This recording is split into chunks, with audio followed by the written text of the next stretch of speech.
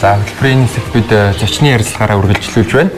За манад зочноор Автер үндэсний төвийн ахлах мэргэжилтэн Батчулан болон Хас Systems компани гүйцэтгэх захирал 9 баяр нар хүрэлцэн ирсэн байна. Өглөөний мэнд хүргэе та бүхэн. Баярлалаа. За баярлалаа.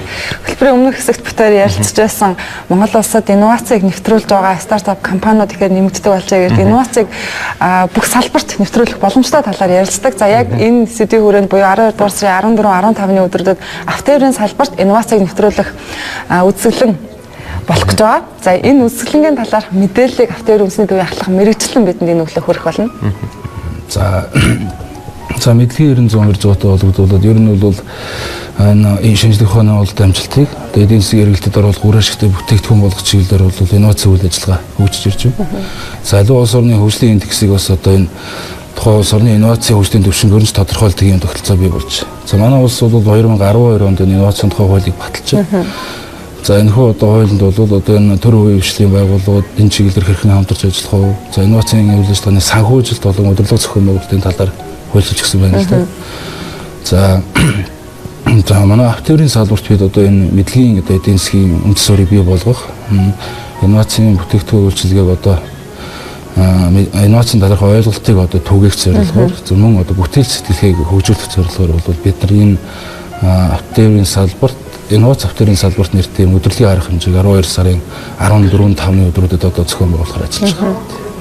Автерийн салбарт инновацийг нэвтрүүлнэ гэдэг бол одоо хэрэглэгчдэд, жолооч нарт, иргэдэд илүү тийм хялбар техник технологиг бид хэрэгжүүлдэг болох нэ л гэсэн санаа шүү дээ, тийм ээ? Тий, ер нь бол энэ инновац гэдэг маань бол одоо өөрсдөө төгжөөд одоо хийгдэт байна л да. Одоо хувийн хвшилт одоо иргэн Автерийн салбарт хамаархуйц юм шинэ бүтээлүүд хийгдэт байна.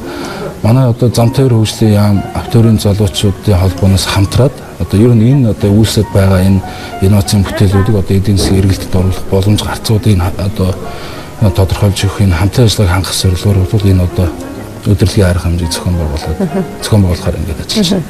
За энэ өдөрлөгт маш олон бүтээлүүд тавигдан. За бүтээлүүдийн дараагийн хэсэгт ярилцсан. Яг одоо бидний урд харагдаж байгаа нэгэн төхөөрөмжийг за энэ Автерийн салбарт инновацийг нэвтрүүлэх өдөрлөгийн үзэсгэлэнгийн үеэр тавигдах төхөөрөмжийг танилцуулах гэж байгаа. За Хас System компани гүйцэтгэх захирал 9 баяр танилцуулна. За энэ төхөөрөмж тухайлбал Автерийн салбарт яаж хэрэгжиж байгаа, нэвтрэх гэж байгаа төхөөрөмж вэ? Сайн мэдрэжтэй нэг л нэмэгдээ. Энэхүү Хас System гэдэг төхөөрөмж маань бол тээврийн хэрэгслийн холын гэрлийг автоматар шилжүүлдэг. Тэгээд электрон систем байгаа.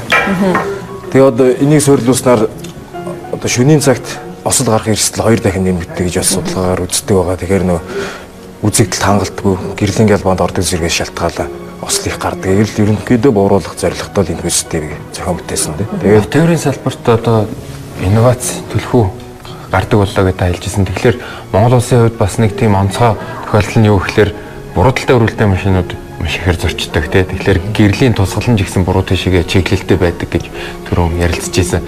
Тэгэхээр яг энэ нөлөөнөөс болоод манай энэ бүтээгдэхүүнүүд бас үүсдэг байх л да. Энэ холын гэрлийн хувьд бол бас энэ манай жолооч нарын хариуцлагын асуудал баг тий. Ухамсарын гэж хэлж болох тийм ээ.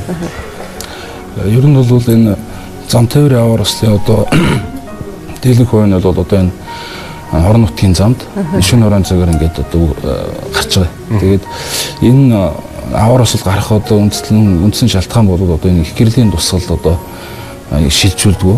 Одоо гялбалтаас үүсчихдээ нөгөө талаасаа бас нөгөө замын хөдөлгөөнд оролцох нийт тээврийн хэрэгслийн маань одоо 50% орчим хувийнууд одоо буруу өрөөлтэй одоо баруун гарталтай өрөөлтэй зүүн гарын дүрмд нийцсэн ийм одоо тээврийн хэрэгслүүд байна. Тэгээд энэ ойрын гэрэл бол одоо манай нөхцөлд одоо нийцдэг. Хэдийн ойр дээрээ тавилаж энэ маань нөгөө урсгалынхаа машинд одоо гялбалт өгдөг ийм нөхцөлөөс үүсэж байгаа. За бид энэ чиглэлээр бол инновацийн бүтээлүүд одоо манай энэ одоо 9 баяр гэдэг энэ Хас Systems компани ийм бүтээл хийсэн байна. За энэ бол одоо манай үзэсгэлэнд оролцох одоо бүтээгдэхүүний төлөөлөл болж байгаа энэ компани. Энийг зөвхөн хувь иргэд өөрсдөө тухайлбал үзэсгэлэн тавьсны дараа нийтэд зарлагдаад эхэлбэл хувь иргэд өөрсдөө машинд автомашинд аваад суйрлуулах боломжтой. Ингээд суйрлуулчихна гэхээр манайханд нэг одоо санамсаргүй байдлаас марцнаас болоод хайхрамжгүй байдлаас болоод гэрлээ шилжүүлдэг ийм зүйлүүд их байдаг шүү. Тэгэхээр энэ бүх асуудлыг шийдэх боломжтой л болж байна гэсэн. Зах зээлийн үн ханшийн тухаас үзэгчид сонирхохыг хүсэж байгаа.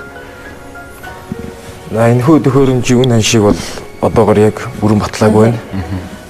Тэгээд ер нь аль болох хямд төсвөр тий бас нэг иргэдийнхээ амьдралд тааруулж бас хямд төсвөр гаргахыг эргэлзэж байгаа да. Харин хэлье. Тий. За энэ төхөөрөмж тухайлбал инновацийг яг автоэрийн салбарт ашиглаж байгаа олон жишээнүүд нэг бол энэ төхөөрөмжт хэрвээ та энэ төхөөрөмжийг машиндаа суулгуулчвал марцны улмаас магадгүй хол замд явж байгаад холын гэрлээ шилжүүлж өөрөөс ханахгүй байвал машин артад ирэхэд автоматар таны холын гэрэл унтраад ойрын гэрлээрээ тавигдах байхan. За энэ мэтчлэн өөр ямар төрлийн шинэ бүтээлүүдийг Монгол залуус маань зохион бүтээгчид маань хийж байна. Үсгэлэнд ямар бүтээлүүд тавигдах болоо.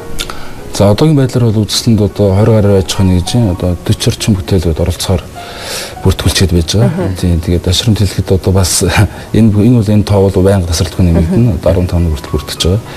За үзэсгэлэнд бол одоо автомашины одоо буруу талтай автомашин одоо гүйцэтгүүлэхэд одоо сонирхолтой нөхцөл байдал үүсдэг байж байгаа. За энэ тохиолдолд бас манай инженерүүд добоо мэргэн гэдэг одоо тойл жолооч туслах систем буюу одоо энэ зүүн гүйцэтгүүлэх зам чөлөөтэй байна уу гэдгийг одоо бас хардаг юм тойлсон байж байна. За мөн одоо 100% ийм цахилгаан автобусыг одоо манай аж ахуйн нэгжүүд хийчихсэн байж байна. Бүгдийн автобус энэ одоо ингээд үйл ажиллагаанд ороо явж байна. Гэх мэтлэн одоо ер нь бол их олон үзэсгэлэнгүүд орж байгаа. За дээрэс нь бол энэ түрүүний хэллээ одоо энэ буруу гэрлийн тусгалыг одоо зөв болгон шилжүүлэх энэ үйл ажиллагааг бол одоо автоэрийн үндэсний төв инженер залуу инженерүүд бол одоо бас олон улсын түвшинд судлаад өөрөө улсад одоо нэвтрүүлэх чиглэлээр туршилт судалгааны ажлыг хийгээд энэ чиглэлээрээс автоэрийн үндэсний төв тодорхой одоо ажлыг зохион байгуулж байгаа. Эх оноос бол ер нь энэ авцааны хөдөлгөөнд оролцож байгаа одоо авто баруун гарталтай жолооны үрдтэй буюу одоо гэрлийн тусгалыг одоо зөв болгож өөрчлөх чиглэлээр бол томоохон ажлууд зохион байгуулагдаад явахаар. Зүгээр автоэрийн салбарт инновацийг ашиглах гэхээр шин тутам ойлголт юм шиг хүмүүс санагтаад байж магадгүй. Мэдээж Монгол улсад автоэрийн салбарын үүсэл бол нэлээд хэдэн 10 жилийн өмнөөс яригдсан. Тэр чинээгээр бас автоэрийн салбар шин техник технологиг нэвтрүүлэх энэ ойлголтоос бас нэлээд 10 20 жилийн өмнөөс 30 жилийн өмнөөс яригдах бах тийм ээ. Тэр үеийн зарим нэг бүтээлүүдээс бас та дурдвал. Ер нь манай автоэрийн салбар маань бол одоо 92 жилийн түүхтэй ийм одоо дэд бүтцийн сууган салбар байж байгаа. Ер нь бол энэ одоо инновац гэдэг нэрлэлд томьёо болчихж байгаа. Ер нь ШПОС гэдгээр бол одоо манай өмнөх үе одоо хүмүүс сайн мэдж байгаа. ШПОСын улсын үзэсгэлэн гэдэг шинэ бүтээл оновчтой саналын улсын үзэсгэлэнд одоо 74-өөс 88 оны хооронд одоо улсын хэмжээнд 8 удаа зохион байгуулагдаж. За энд бол манай тээврийн яамны харьяа автовазууд бол одоо өндөр амжилттай оролцдог байсан юм байна. Тий. За эндээс одоо төрийн гарсан одоо манай автоэрийн салбарын 2 төрлийн шагналт байж байна. Шинэ бүтээлээр. За түүний нэг нь бол одоо Сүхбаатар аймгийн 12 дугаар баазын одоо зохион бүтээгч Цэвгжөө гэдэг хүний одоо зохион бүтээсэн энэ механик татлага гэж ярьж байгаа. Тороосон татлага одоо начааны автомашиныг ингээд нэг тороосон татлага байдаг шүү дээ. Тэрийг одоо зохион бүтээгээд тэр хүмүүс маань патент хийсэн болоод төрийн шагналт хүртээд ингээд байж байгаа. Гэтэл одоо бол тэр бүтээлийг нь одоо бүгд найрамд тогтоод орд улсаас одоо үйлдвэрлэгдээд импортоор орж байгаа ачааны машинууд суйрлуулсан. Улсын холбооны улсад суйрлуулсан. Ийм их одоо өөрөлд манай нэг одоо инженерийн одоо зохион бүтээсэн бүтээлүүд олон улсын одоо юм хэмжээнд ингээд хүрсэн байна тийм ээ. Тэгэхээр дэлхийн нийтийн жишээ байдаг штэ. Альва нэг патент эзэмшигч зохиогч нь өөрөө хэрвээ тухайн бүтээгдэхүүн бизнесийн зорилгоор өөр нэг компани улсаараа ашиглахаар болох юм бол эргээд үйлдвэрлэсэн бүтээгдэхүүн болгоноос хувь хүртдэг, шагнал хүртдэг. Энэ зарчим шугам эргээд Монгол улсад хэрэгжиж байна уу? Тухайн төрийн шагналт маань энэ бүтээгдэхүүн болгоноос хувь хүртэж чадчих байгаа болов? За энэ бол яг одоогоор тийм юм байхгүй наа. Бидний энэ одоо өдрөлийн одоо зорилго бол энэ асуудлуудыг бид одоо шийдэх цаашид одоо нэгдмэл байр суурьтай одоо бодлого чиглэлийг тодорхойлох зорилгоор ингэж зохион байгуулж байгаа. Энэ өдрөлийн үр дүнгээс бид нар их олон юм хүлээж байгаа. За хас систем компанийн хувьд өөр юм жолооч нарт маань хэрэгтэй, зорчигчдод хэрэгтэй автоэрийн салбарт нэвтрүүлэхээр төлөвлөж байгаа шинэ технологиуд байвал үзэгчдэд танилцуулаач. Санаа байвал тийм ээ. Одоогоор яг энэ төхөөрөмжөл маш сайжруулаад явж байна. Тэгээд яг нь бас автомат хурдны хязгаарлагч тий бас нөгөө GPS-ийн технологи энтрийг бас судалж үзчихэл байна. Тэгээд одоогоор бол судалж байгаа төдийл. Автоэрийн үндэсний газраас ерөнхийдөө энэ үзэсгэлэнтэй холбогдуулаад үзэсгэлэнгээс шалгарсан. За эсвэл Монгол улсын одоо энэ нөхцөл байдалд яг онцгой шаардлагатай гэсэн бүтээгдэхүүнүүдийг хэрэгжих боломжтой нэн төрийн шаардлагатай одоо жишээлбэл энэ холын гэрлийг шилжүүлэх гэх мэт бүтээгдэхүүнийг албан шаардлагаар нэгдсэн журмаар Монгол улсын бүх машинуудад ч юм уу хэрэгжүүлэх хууль эрх зүйн нөхцөл нь ямар вэ гэдэг юм бэ? За ер нь бол бидний одоо энэ үзэсгэлэнгийн зорилго бол энэ юм байна. Тэгээд энэ үзэсгэлэнгээс бид нар ер нь одоо энэ шилдэг инновацийн бүтээл, шилдэг инновацийн үйлчилгээ, шилдэг инновацийн үйл ажиллагаа явуулагч аж ахуйн гэж гэдэг ингээд 3 номинацт бол одоо байр эзлүүлнэ. Тэгээд бүтээгдэхүүнийг алдаршуулна. Цаашлаад одоо бид нар энэ бүтээлүүдийг энэ Монгол Улсын засгийн газраас энэ инновацийн одоо тэргуун шагналуудыг ийм одоо тогтолцоо бүрдэж байгаа байна. За ийшээгээ одоо бас уламжлах цаашид салбарын хэмжээнд одоо үйл ажиллагаа нэвтрүүлэх чиглэлээр туршилт судалгааны ажлууд хийх ийм одоо ажлуудыг зохион байгуулж байгаа. Тэгэхээр шинээр инновац гаргасан тэр хүнийг алдаршуулах, бүтээгдэхүүнийг алдаршуулах, нөгөө талаар шинэ инновацийг нийгэмд хэрэгжүүлэх асуудлуудаа шийдэх маш нэлээд халуун ач холбогдолтой юм үзэсгэлэн босгож байгаа юм байна тийм. За бидний ярилцлага цаг энд хүрээд өндөрлөж байна. Энэ өглөө бидний урилгыг хүлээн авч студид ирж үзэгчдэд маань хэрэгцээтэй мэдээллийг өгсөн та хоёрт баярлалаа. За удахгүй болох өдрөлгөт нь амжилт хүсье. Танай компани ажилдаас энэ бүтээгдэхүүнээ илүү сайжруулаарай, амжилт хүсье. За баярлалаа. Өглөө хөтөлбөр үргэлжилж байна. Бид яг одоо замын хөдөлгөөний